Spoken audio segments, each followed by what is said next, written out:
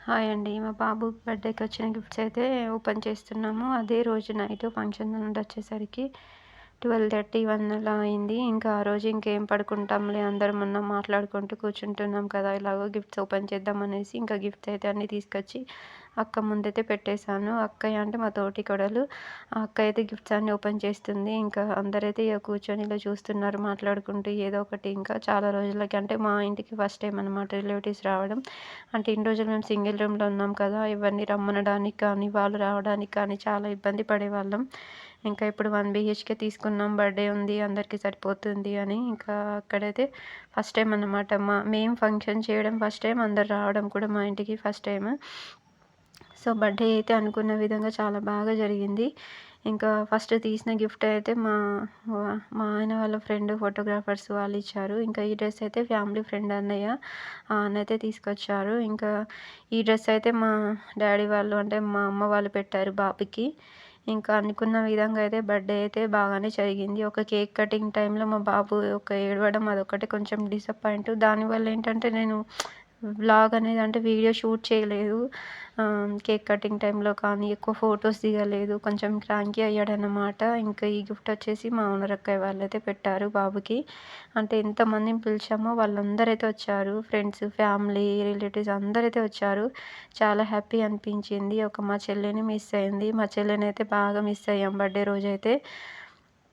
ఇంకా సో, ఈ గిఫ్ట్ కూడా ఒక ఫోటోగ్రాఫర్ అన్నయ్య వాళ్ళైతే గిఫ్ట్‌గా ప్రెజెంట్ చేశారు బాబుకి.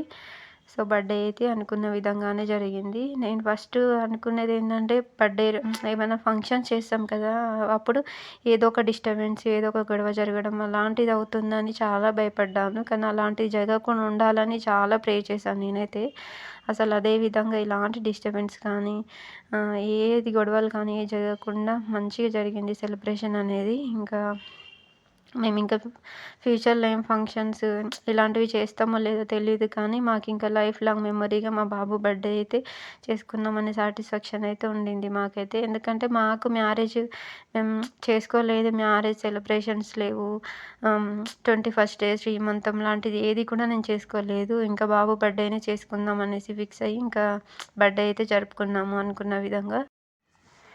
సో, ఇంకా వంటల విషయంలో కూడా అందరూ సాటిస్ఫాక్షన్ అయ్యారు. అంటే వంటలు బాగా కుదిరాయని చెప్పారు. అంటే వంటలు ఇంకా ఎవరి చేతోని ఎందుకు చేపించాలి. మా డ్యాడీ అయితే పెళ్ళిళ్ళకి ఇలా వంటలు చేస్తారనమాట. మా డ్యాడీతో పాటే చేయించాము. బిర్యానీను, డబుల్ కా మీఠా, స్వీటు చాలా బాగా కుదిరింది వంటలైతే. ఇంకా ఈ బట్టలైతే మా ఆడపడుచు అంటే మా వదిన, మా ఆయన వాళ్ళ అక్క పెట్టిందనమాట రింగు బట్టలు.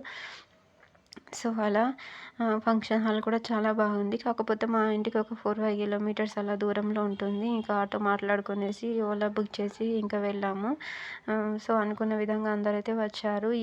ఈ సారీ అనేది ఒక ఫ్యామిలీ ఫ్రెండ్ అక్కయ్య ఫ్యామిలీ లాగే వాళ్ళైతే పెట్టారు. ఇంకా ఈ బ్లాక్ సారీ వచ్చేసి మా అమ్మ వాళ్ళు పెట్టారు. నేనే సెలెక్ట్ చేసుకున్నాను. బాగుంది కదా! ఇంకా సో, లాస్ట్ చూయించేది యెల్లో శారీ వచ్చేసి మా అక్కయ్య అంటే మా తోటి కోడలు ఇప్పుడు ఓపెన్ చేస్తున్న అక్క వాళ్ళు పెట్టారనమాట ఆ శారీ అయితే. ఇంకా మీ గిఫ్ట్స్ ఎలా ఉన్నాయి? వీడియో నచ్చిందా లేదా అనేది నాకు తప్పకుండా కామెంట్ చేయండి. మా వీడియోనైతే లైక్ చేయండి.